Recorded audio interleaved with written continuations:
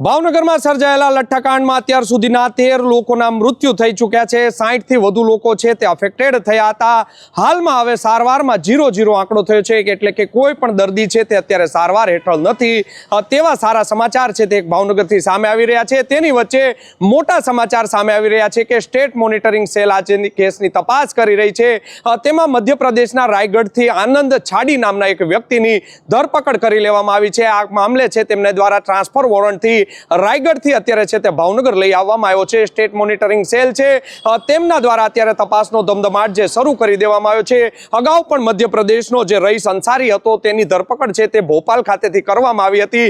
મધ્યપ્રદેશનો હજુ પણ એક આરોપી ઝુબેર નામનો વ્યક્તિ છે તે પોલીસ પકડથી દૂર છે, તેને લઈને પણ સ્ટેટ મોનિટરિંગ સેલની એક ટીમ છે તે અત્યારે મધ્યપ્રદેશમાં છે તેને ગોતી રહી છે। એક ટીમ છે તે દિલ્હી ખાતે અને હરિયાણા ખાતે પણ તપાસ છે તે શરૂ કરી રહી છે। તેની વચ્ચે આ સમાચાર સામે આવી રહ્યા છે કે આનંદ છાડી નામનો આ વ્યક્તિ છે તેને પકડવામાં આવ્યો છે, સાથે જ અન્ય 12 લોકોની પણ ધરપકડ કરવામાં આવી છે। એટલે કહી શકાય કે આજે સ્ટેટ મોનિટરિંગ સેલ દ્વારા આ કેસમાં અન્ય 13 લોકોની ધરપકડ થઈ ચૂકી છે। અગાઉ પણ 14 આરોપીની ધરપકડ છે તે સ્ટેટ મોનિટરિંગ સેલ આ લઠ્ઠાકાંડને લઈને કરી ચૂકી હતી।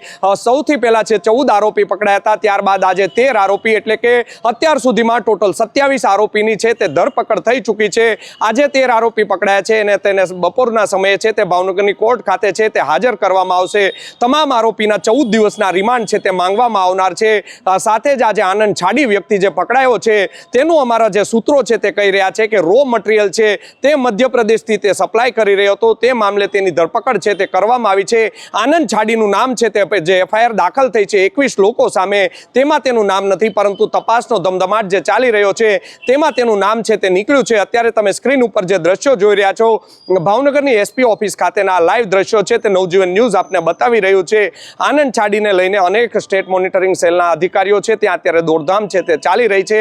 સ્ટેટ મોનિટરિંગ સેલના જે એસપી છે મયુરસિંહ ચાવડા તેઓ પણ ભાવનગર ખાતે આવી પહોંચ્યા હતા, સાથે જ સ્ટેટ મોનિટરિંગ સેલના ડીઆઈજી છે વિશાલ કુમાર વાઘેલા તેઓ પણ આવી પહોંચ્યા હતા। અને 2 દિવસ પહેલા છે જેમને લેડી સિંઘમ તરીકે ઓળખવામાં આવે છે તે સ્ટેટ મોનિટરિંગ સેલના જે આઈજીપી છે ગગનદીપસિંહ ગંભીર તેઓ પણ ભાવનગર ખાતે આવી પહોંચ્યા હતા। ઉચ્ચ લેવલની તપાસ છે તે અત્યારે ધમધમાટ શરૂ કરી દેવામાં આવ્યો છે। અનેક અધિકારીઓની તપાસ પણ અત્યારે છે તે ચાલી રહી છે। આ મામલે 2 પીઆઈ અત્યાર સુધીમાં સસ્પેન્ડ થઈ ચૂક્યા છે, 5 કોન્સ્ટેબલો છે તેમને પણ સસ્પેન્ડ કરી દેવામાં આવ્યા છે। 13 પરિવારનો માળો છે તે આ લઠ્ઠાકાંડને લઈને છે તે વિખાઈ ચૂક્યો છે। રાજ્યમાં પહેલી વખત એવી ઘટના બની છે કે ઇંગ્લિશ દારૂમાં છે તે લઠ્ઠાકાંડ સર્જાયો। 2022માં જ ભાવનગર રેન્જ હેઠળ આવતા બોટાદ જિલ્લાના બરવાળા ખાતે પણ લઠ્ઠાકાંડ થયો હતો, તેમાં 45 કરતાં વધુ લોકોના મૃત્યુ થયા હતા, પરંતુ તેના જ 3 થી 4 વર્ષ બાદ હવે ભાવનગરમાં લઠ્ઠાકાંડ સર્જાયો છે, જેને લઈને ભાવનગરથી લઈને ગાંધીનગર સુધી હાહાકાર મચ્યો હતો અને એક પછી એક લોકો છે તે મોતને ભેટી રહ્યા હતા। ભાવનગર પોલીસ છે તે આ ઘટના રોકવામાં સદંતરપણે નિષ્ફળ ગઈ છે।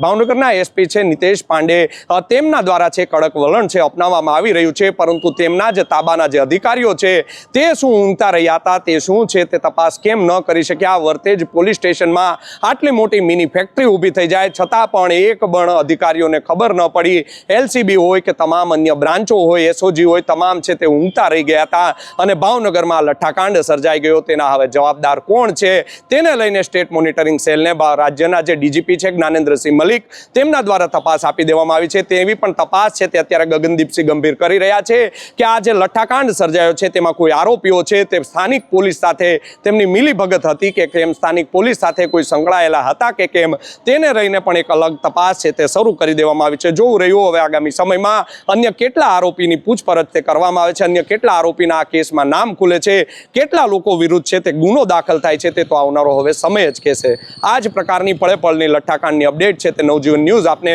સતત 7 દિવસથી આપ્યું રહ્યું છે અને આપતું રહેશે। આ જ પ્રકારના સમાચાર આપને જોવા હોય તો નવજીવન ન્યૂઝની ચેનલને લાઇક, શેર અને ફોલો કરવાનું ભૂલતા નહીં। યશપાલસિંહ ચૌહાણ, નવજીવન ન્યૂઝ, ભાવનગર। વૈષ્ણવજન તો તેને